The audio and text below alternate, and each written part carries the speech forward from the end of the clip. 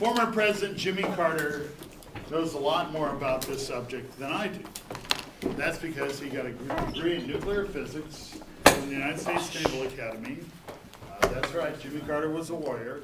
And then he served on a nuclear submarine, actually watching over the nuclear reactor that supplied all the power.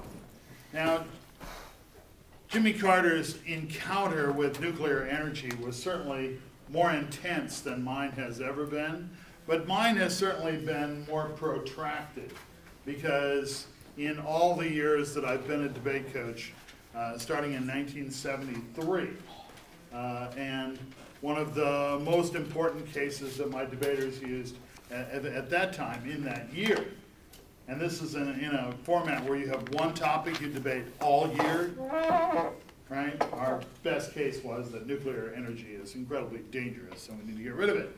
And so it keeps coming up. A few years later, I decided I'd flip into the other side, and we said, no, nuclear power is the greatest, baby. It's awesome.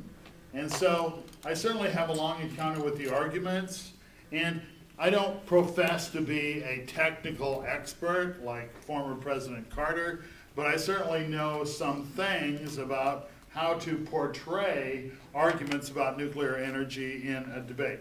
So, let's go.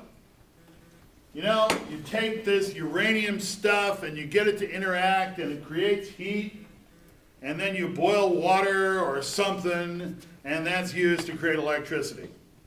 That's about how it goes, right? There are many different ways to get there, but it's using a controlled nuclear reaction by using nuclear fuel like uranium in such a way that it creates heat, and then that heat is used to generate electricity through a variety of different systems. Good note-taking shorthand for a nuclear power plant is NPP. Now, there are two basic types of nuclear power plants. Well, there are many basic types, but there's two big groups that you need to understand. There's the normal nuclear power plants where you put in uranium and it burns it up, right? And then it produces some atomic, side effect materials. But, it basically burns it up, and so that's just a normal reactor. But there's another kind of nuclear reactor called the breeder reactor, okay? And what the breeder reactor does is it turns the normal nuclear fuel into plutonium, which then can be used as nuclear fuel as well. So it actually breeds fuel, right? It creates plutonium. That's why they call it a breeder reactor.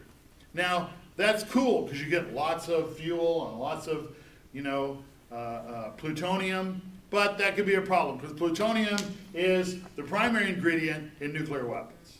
All thermonuclear weapons are made with plutonium, okay? So you don't really want to have a lot of plutonium around.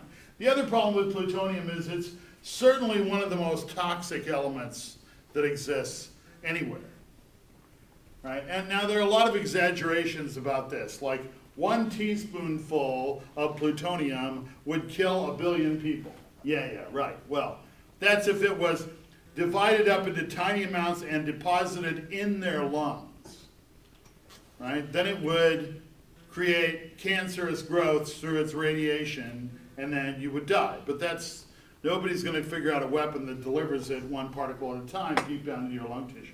So, yeah, it's bad, but it's not, and opponents of nuclear power say it's the most toxic thing in the world. And it's clearly not true. There are a number of other metals that are equally as toxic. So there are regular reactors and breeder reactors. Okay? Regular reactors do not produce things that can make atomic bombs. Breeder reactors produce things that can make atomic bombs. Okay, now let's talk about some terminology for some of these nuclear reactors. There's pressurized water reactors and boiling water reactors, PWRs and BWRs. These are kind of old-fashioned reactors. They're not breeders. They just take, the fuel, make a heat, and do it. Step above that are the LWRs, the light water reactors. Now, they use light water, which is an artificial compound. You've heard about heavy water, right? And then there's light water. And the light water reactor is just a step up in terms of efficiency. Well, the problem is that there's a lot of heat created. And if you want to create more energy, it creates more heat. So cooling becomes a problem.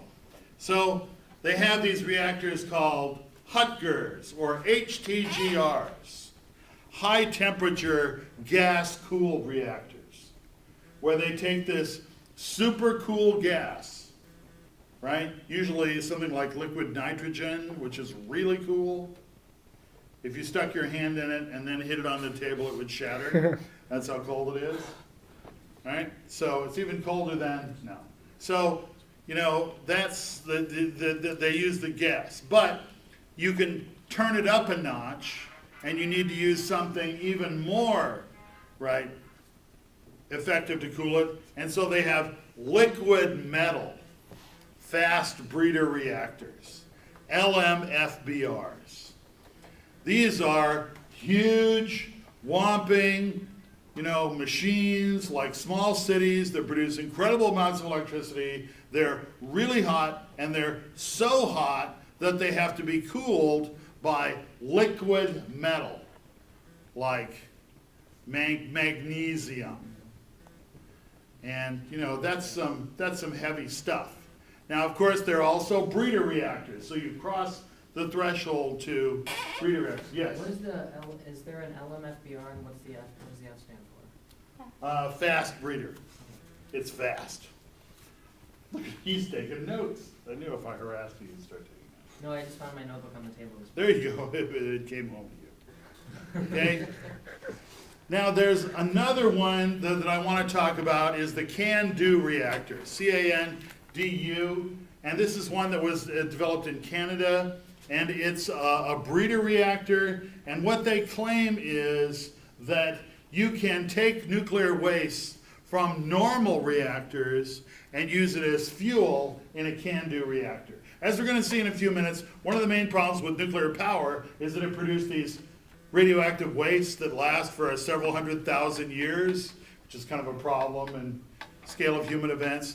And so the CANDU people claim that they can take the waste and feed it into their reactors as fuels. So sometimes if you want to, you know, do something funky with what kind of nuclear power you're in favor of, you could say CANDU reactors. Sir? You said claim, does that mean they haven't really perfected it? Well, what happens is that it turns into a different kind of nuclear waste.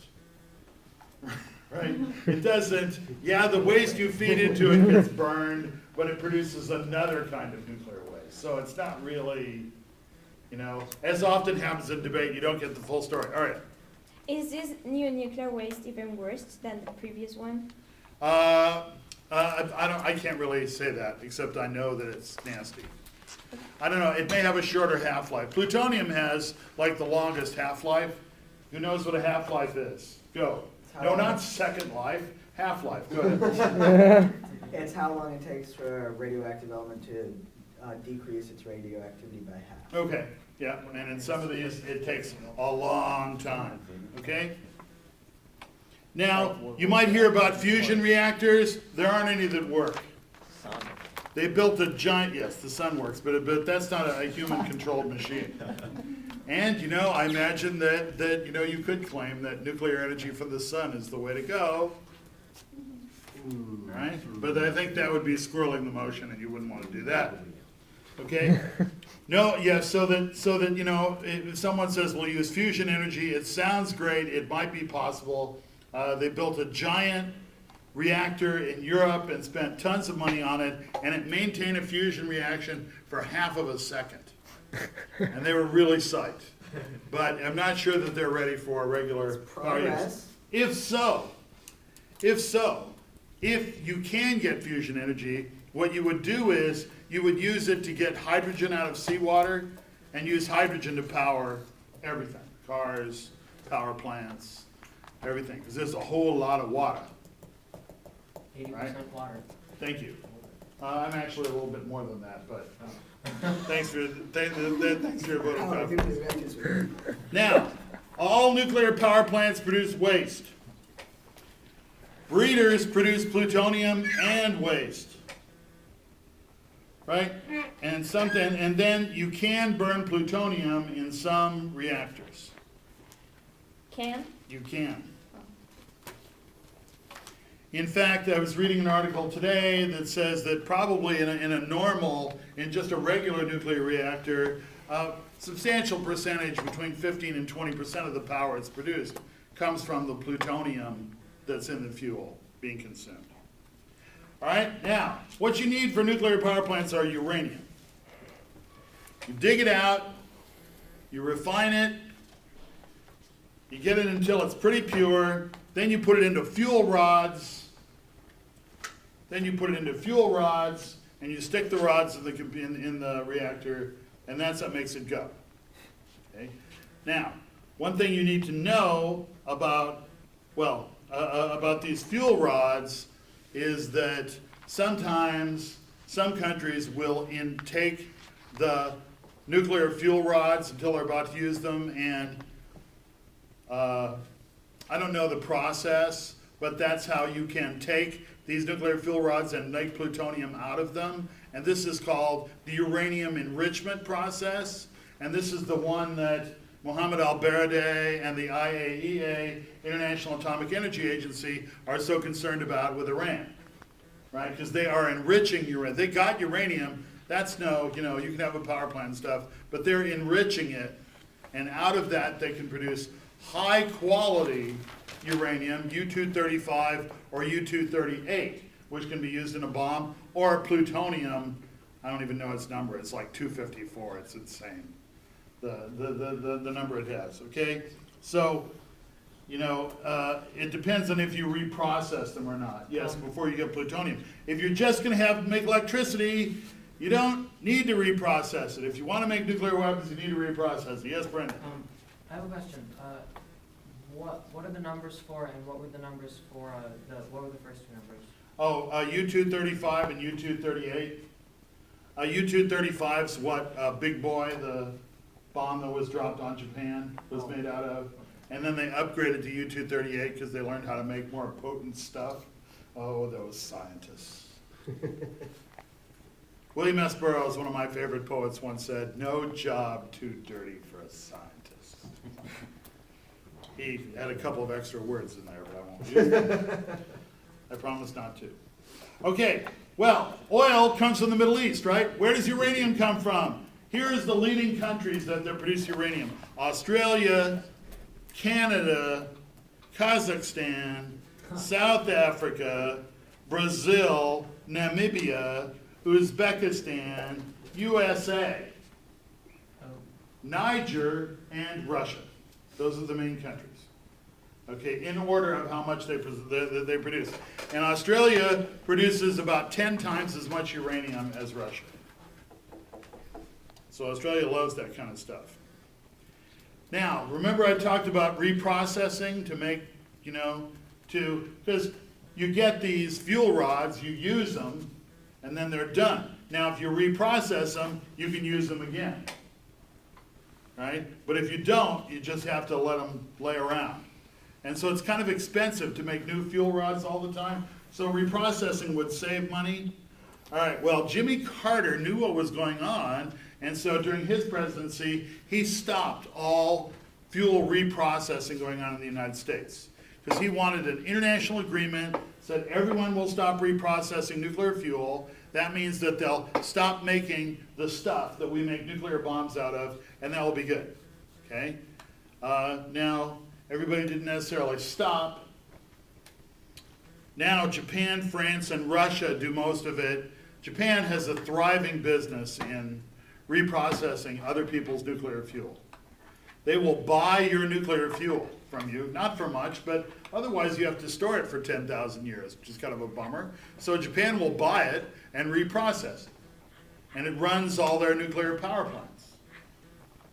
France does the same thing. Russia does it too. Russia has been offering to handle Iranian fuel, right? That way they would make sure that, none of it got into new nuclear weapons, but that deal didn't go down yet.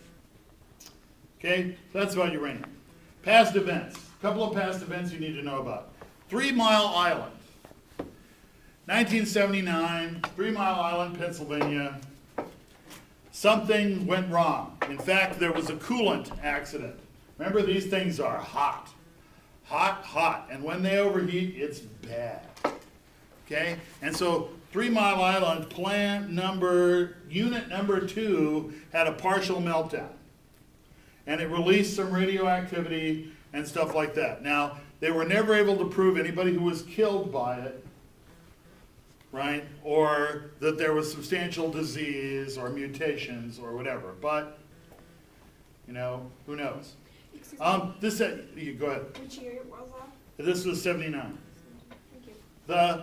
This created a huge uproar because just before this happened, there had been a popular movie called The China Syndrome, right? And everybody went to see this movie, The China Syndrome. Now, The China Syndrome was about a nuclear power plant accident, loss of cooling accident, and what some people say is that once that nuclear fuel melts and gets really hot, it will eat its way to China, like right through the world. Obviously it wouldn't, it would probably stay in the middle somewhere, but it would just eat a hole down. It's so nasty and so bad once it overheats. And, you know, they had sexy and handsome movie stars who were involved in this. So the American public was all into this, and all of a sudden this happened, and it caused a big backlash against nuclear power in the United States. People are like, no, we don't want that. And of course, the Americans were congratulating themselves in 1986 when the Chernobyl nuclear accident happened in the Soviet Union. Now, the Chernobyl accident was much, much worse. There was a loss of coolant accident, and a big section of the reactor exploded, spewing radioactive debris over a huge area. Then a giant fire started, and the smoke carried radioactive stuff to an incredible distance. Now, of course, they didn't necessarily warn the people or get them out of there, or the workers. I mean, the workers were like, yeah, I'm here, we're dealing with it, whatever, it's an emergency. And then like a week later, their hair's falling out and their skin's flopping off and they're dying from radiation sickness. So it was very, very bad. Tens of thousands were killed pretty directly. There have been hundreds of thousands of mutations. There's a lot of disagreement about these figures because the Soviet and then Russian government have wanted to keep the numbers fairly low, but it's been bad. There's a whole region there which is kind of a nuclear wasteland. Now, it was good because the Russians decided to redesign their reactors and put new safety stuff on them, and since then, we have not had a serious nuclear accident. Oh, there's been a couple of mildly radioactive coolant was leaked in Norway or whatever, right? There's some small ones, but no ones where like hundreds of thousands of children were born deformed because of it. Thank God. Want to talk about the Non-Proliferation Treaty, the NPT. Yes? I've heard of this before. You have, that's good, because it's important. Right? This is an agreement that's been signed by 189 countries. Here's who hasn't signed it. India, Israel, Pakistan, and North Korea. India, Israel, Pakistan, and North Korea. It's called Now, Non-Proliferation Treaty. yeah, NPT. Non-Proliferation Treaty. It's the Nuclear Non-Proliferation Treaty, but just NNPP sounds a little silly. Here's what many debaters, even at the university level, and experienced people don't know.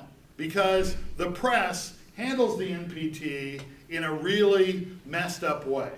Okay? The press only talks about the first two parts of the NPT. Actually, they only talk about the second. Right? And if they're lucky, they'll talk about the first. But they never talk about the third. So, here's the three things that these 189 countries have agreed to. First, everybody has the right to the benefits of peaceful nuclear energy. every country has the right to the benefits of peaceful nuclear energy. Whether it's Kuwait or Iraq or Zimbabwe or whatever, right? You have the right to have a nuclear power plant like anybody else. Number two, those who do not have nuclear weapons promise not to get them. Those who do not have nuclear weapons promise not to get them, which may be why India, Israel, Pakistan, and North Korea haven't signed. Right? So if you're Brazil, you promise not to get nuclear weapons. Okay? Third thing, now this is the one that no one ever wants to talk about. Countries that have nuclear weapons promise to begin phasing them out. Those countries who have nuclear weapons promise to begin phasing them out.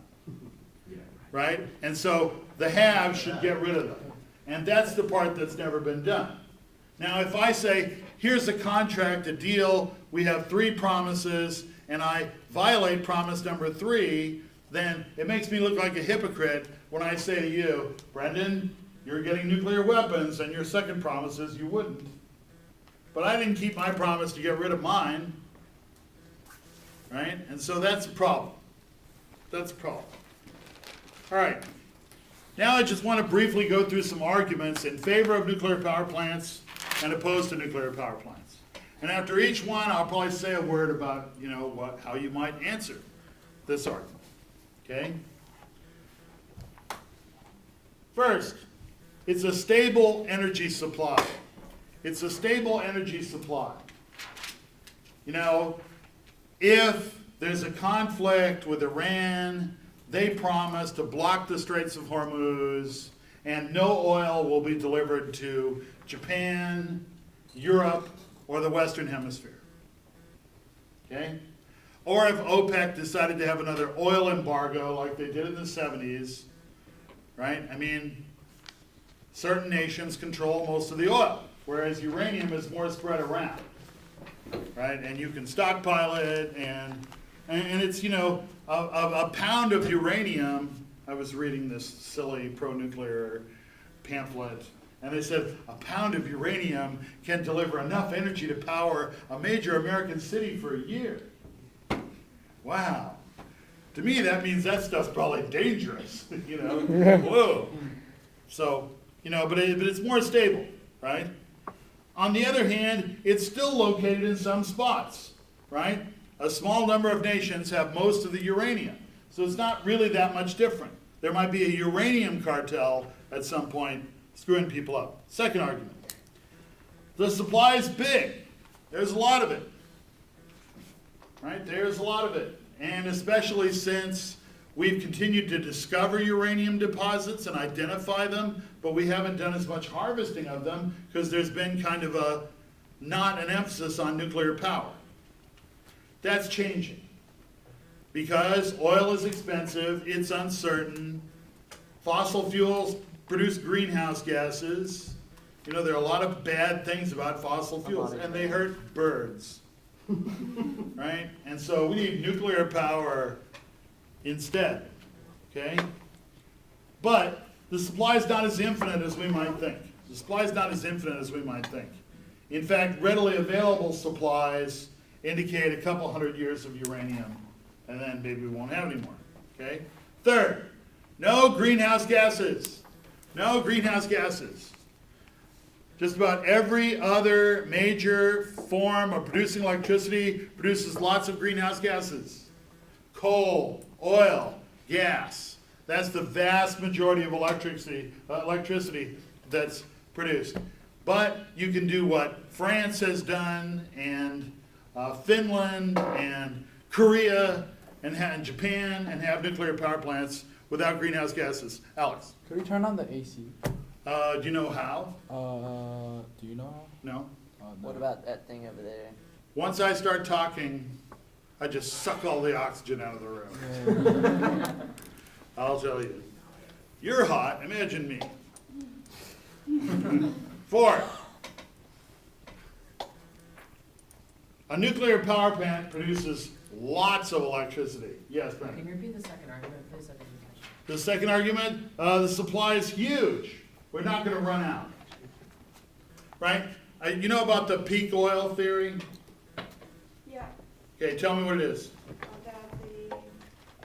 that the demand for oil already peaks and then it starts to decline with the years. That means that we should be able to predict that in next years the demand for oil will be lesser, therefore we shouldn't worry about Okay, well, I think what it is the supply of oil.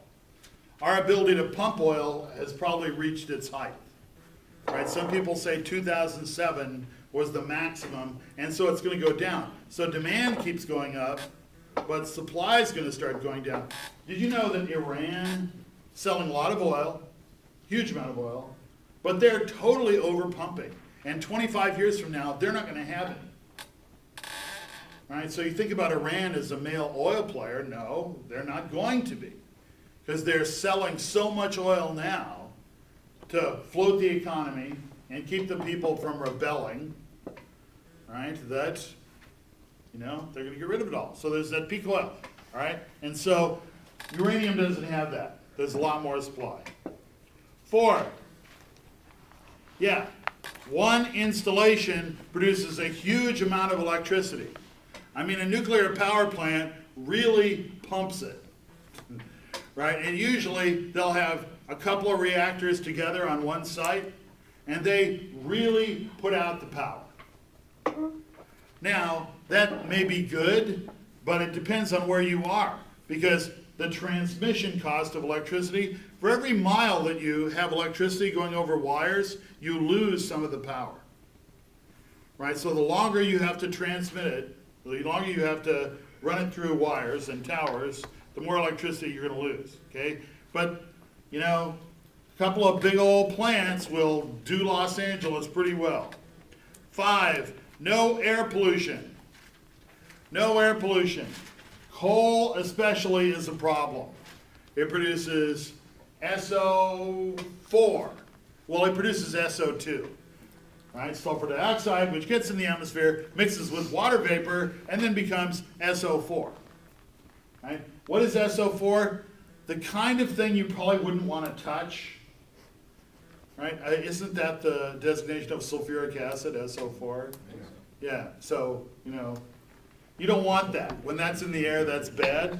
Also, the particulates, right, which become like photochemical smog and all that, very, very bad for you. Estimates are that the last one I saw was about 10 years ago, probably 150,000 people are killed every year in the United States by air pollution caused by power generation. Which is why some people don't like coal. 6, electricity is one of the best forms of energy because you can use it for lots of different stuff. Right? Lots of different stuff. Especially for transportation. Right? When we're looking ahead towards electric cars, here's something that produces, bundles of energy, huge amounts of energy and electricity, and everybody can be charging their car at night instead of filling up at the pump.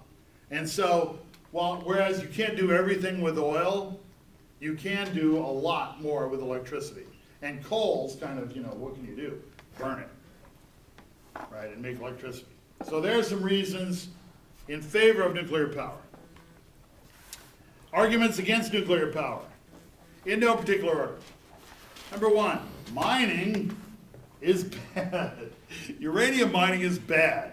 You dig all this stuff up out of the ground, and it's very diffuse, right? And so a uranium mine will produce uranium, but it will also produce mountains of shale, mountains of junk, right? Mountains of detritus that are just thrown away. Now the problem is that it's kind of radioactive.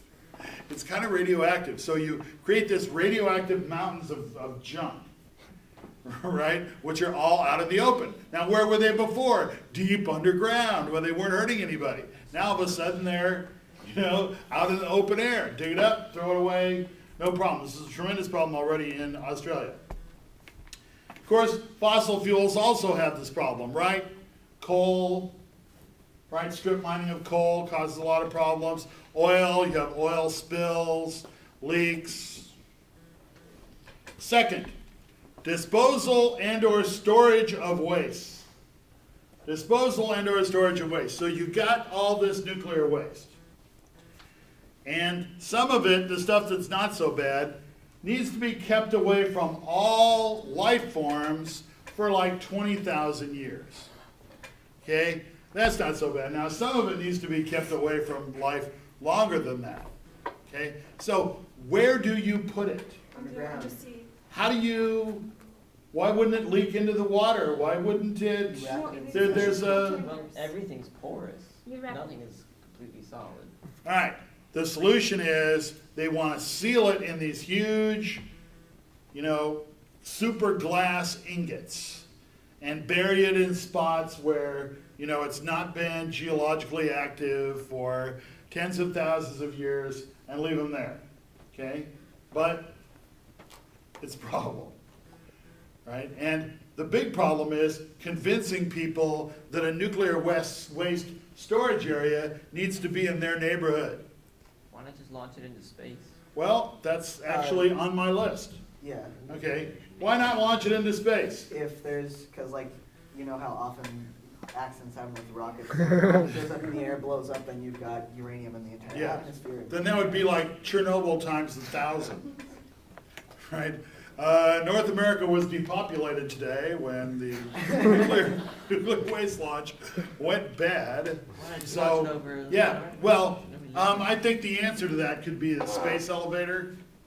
with the like carbon things? Like The carbon space things? elevator, which would lift it up, and then you could push it towards the sun. Didn't that still like 500 years off though? Yes. Nah, we just. I don't know. Oh, I don't know, I'm not Jimmy Carter. We don't have the carbon. So, I mean, I've read about the space elevator. My Civilization 4 game, I could build a space elevator, so what's wrong with that? All right. If we could have. All right, but the storage of waste is a real problem. When your water gets polluted by this kind of stuff, it's over. There ain't no life going on there forever.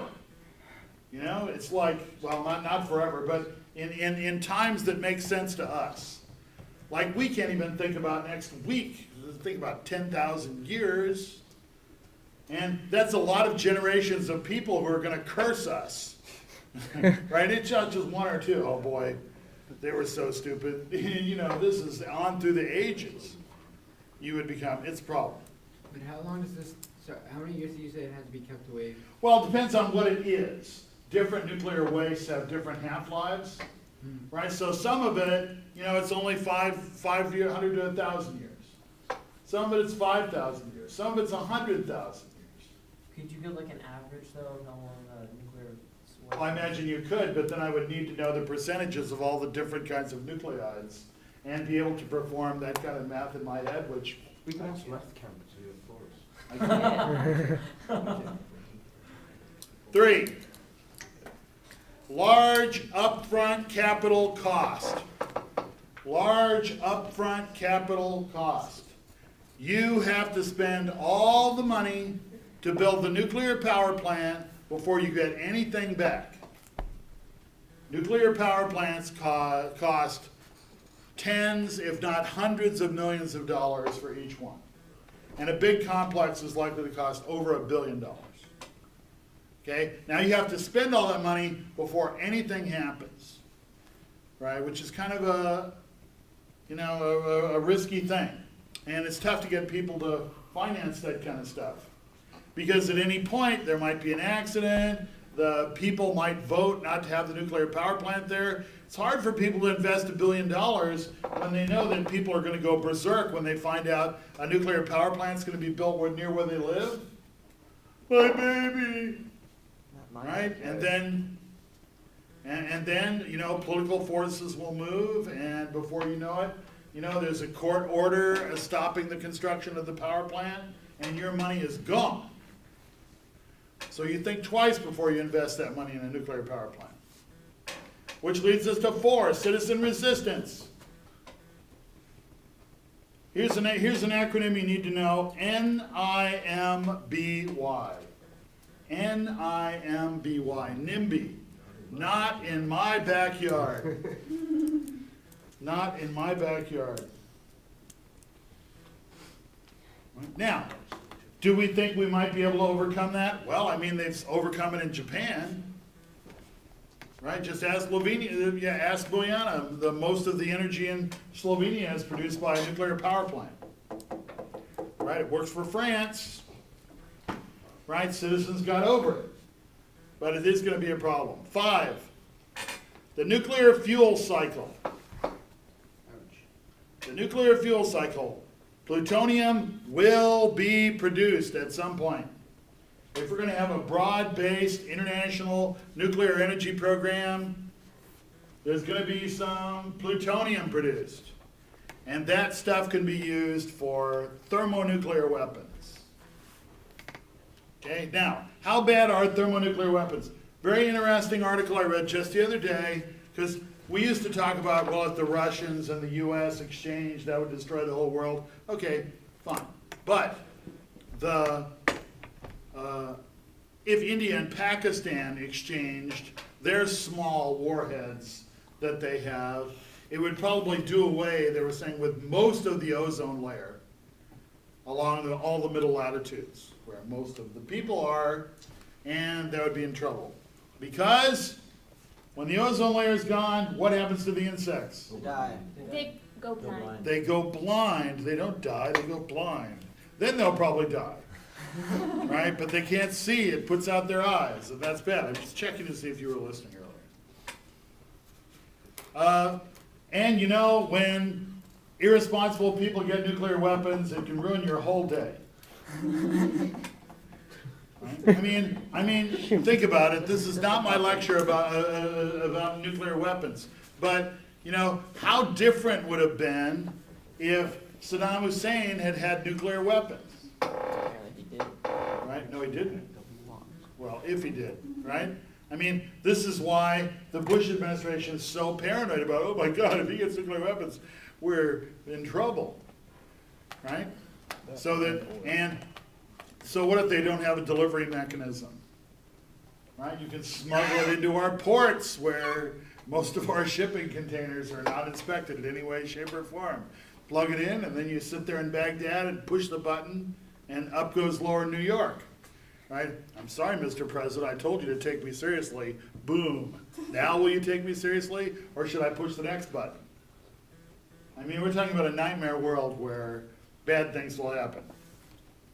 That's why we need to oppose nuclear weapons at every step. 6, transportation accidents. Transportation accidents. Supporting Now, all this stuff has to be hauled around. All the waste, all the fuel. Fuel rods, not so bad. They're on the way, there might not, but what if a convoy carrying nuclear waste goes off the bridge into a river, Oh, right? Or it gets run into by a train. Or, the driver is drinking too much and, smashes into someone's car. well, hopefully the container wouldn't be ruptured that easily, but it could be bad. Now that's also, okay, that's bad, but that's also true of oil and gas, right? If a gasoline tanker bursts open somewhere, I mean, it could be, you've seen on the news fires from like oil refineries. I mean, that kind of stuff happens already. 7. It's too centralized. It's too centralized. There's giant power plants, and they make vulnerable targets.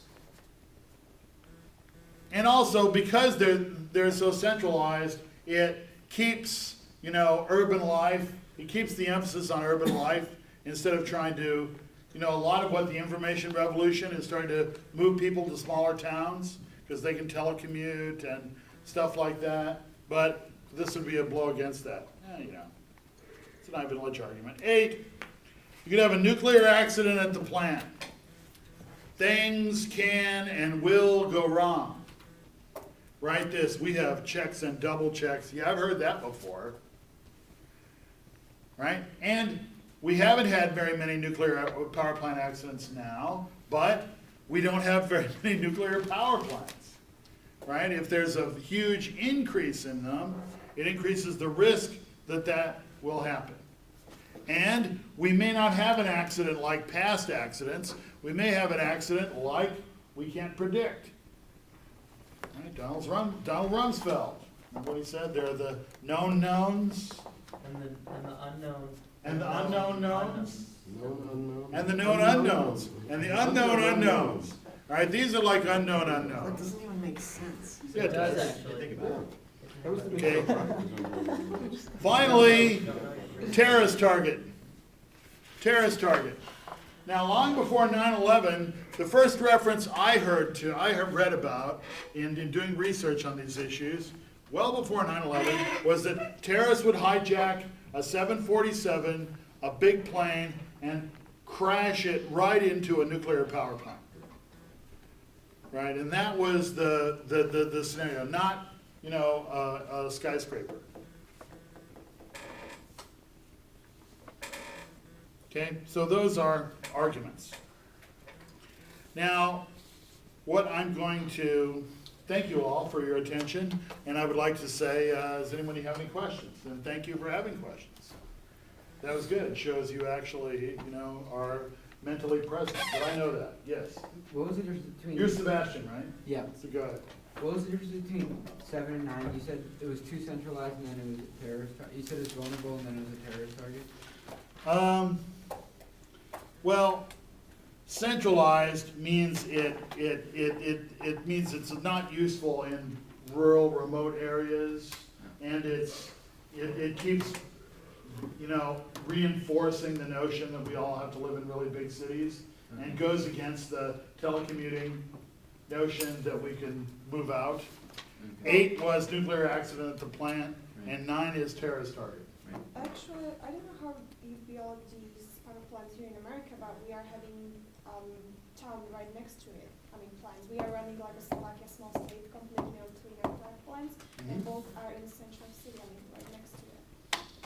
Bad planning. Both are in the middle of the cities? Not middle of the city, right next to it. Right next to cities? One Yeah, plant. here, they're very hyper about where nuclear power plants go. They want to make sure they're not near a geological fault, where there's never been an earthquake. They're very concerned about that. So, as we should be. All right.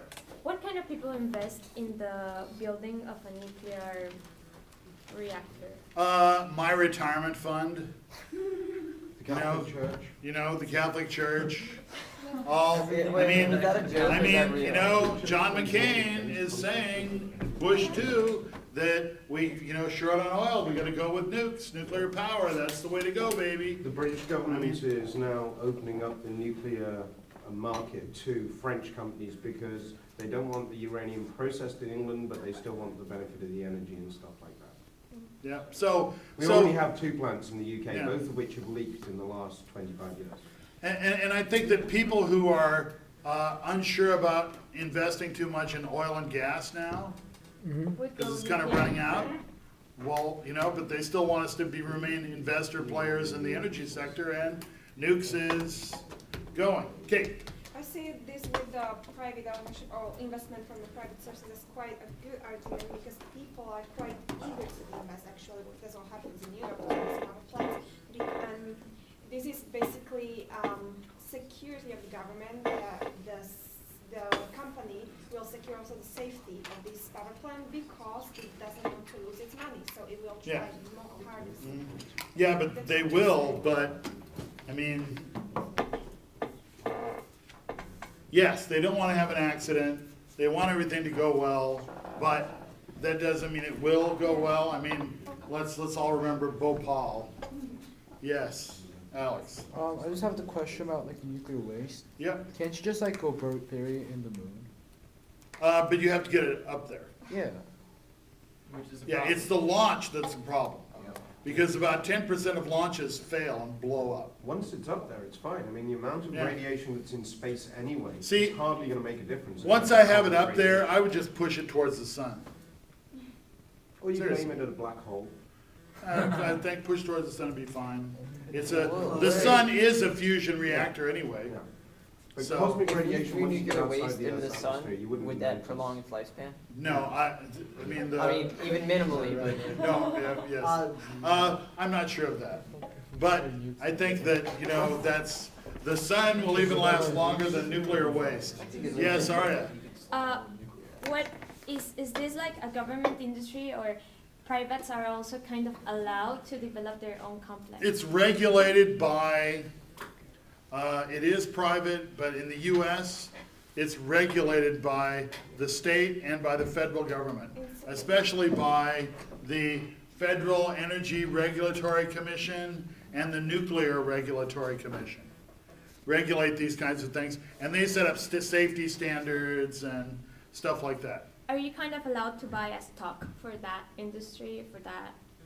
Are you allowed to what? Buy stock? Buy Sure, stock. sure, Yeah. Yeah. Oh, one thing I didn't mention is that, where they like to dispose of nuclear waste? Poor towns. TJ? Oceanic trenches? Native American reservations. Oh, yeah.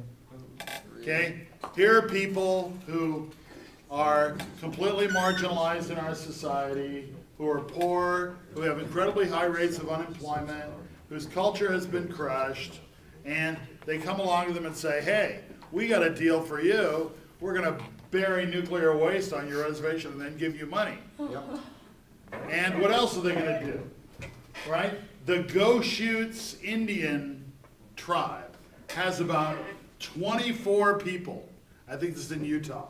And there's a big thing to, make it a nuclear waste depository. And these 24 people, and it means they can never go back there. Right? But their civilization is so crushed anyway that, at least to get some money out of it. I can't begrudge them the fact that they do that. Do you ever hear the story about the settlers who would have blankets that were infected with smallpox and give them to the native peoples? Then they would get smallpox. Well, they've called nuclear waste disposal the New Age smallpox blanket. In Europe, we tend to pay sub-Saharan African nations to bury it in the desert for us. France and Britain particularly had a policy of either forcing Western Sahara to take it, because they're not a real nation, so we can make them do what we want, or paying the governments of Tunisia and Algeria an awful lot of money, because a lot of the southern area of Tunisia is the Sahara Desert. And you want somewhere that's very dry, because rain creates soil erosion, which might release the waste at a later date. But they did derive a lot of benefit. British nuclear fuel paid so much to the Tunisian government that it helped the Tunisian government develop its security forces to crack down on radical Islamism and stuff like that. So there are lots of things that tie in. My old debate partner's dad was head of waste management for British nuclear fuels. So we used to have fun in nuclear debates. Yes, Brendan? Take one and pass it on. Go ahead. It's probably going to be answered in the lecture, but what were the other? What were the I'm other? What were the other? What were the other what? What were the other countries that produce nuclear fuel? I didn't get that list. Oh, it's going to be right there on that list I just handed out. Okay. Thanks. Australia, Canada, Kazakhstan, South Africa, Brazil, Namibia, Uzbekistan, USA, Niger, and Russia. It's been in the news. It comes from Niger. It's about nuclear. It's... Nuclear. No, it's Uranium. Where's it on the same? yellow... Oh, yellow Cake. cake. Yellow cake. There we go. See, you guys are They do this. not so bad. You do listen. Okay, this one handout here has just a list of all different kinds of energy, and then has advantages and disadvantages. Other kind of energy. It's a good little argument briefer. And then this is the notes from my lecture that I used. So, Do you have research? okay.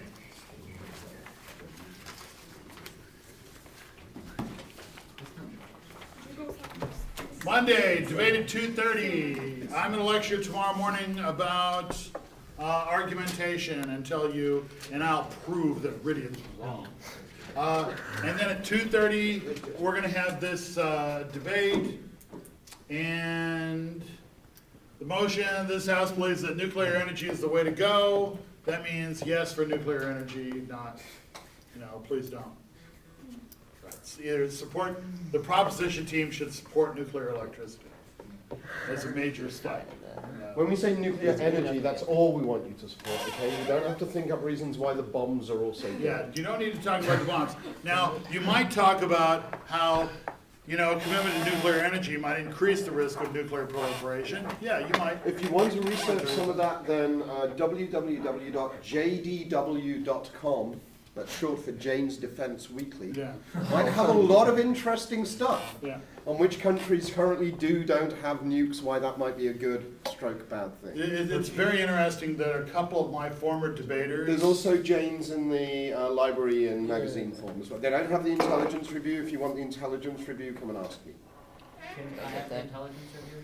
A couple of my former debaters now make their living writing and pontificating about nuclear weapons and nuclear energy.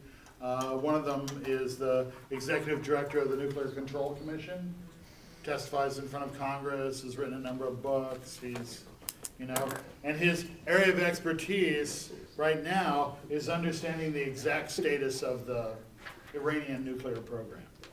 And he wrote this article almost a year ago, indicating that the Iranian nuclear program wasn't as far along as the U.S. government was claiming, and he was vilified in the press and attacked. And then the national intelligence estimate put out by the CIA Right. and everybody agreed with him totally. So he's like, yeah. That's the kind of victory that's, cool. And then Paul Kerr works for the Arms Control Agency, and he watches over nuclear weapons and nuclear power as well. So that's his job. Good job. Right, go to your office and read articles about Iran and go there and. Or just type into Google, Israel operations against Iranian reactors. See what it throws up. Yeah. Yes, no, what happened? Okay.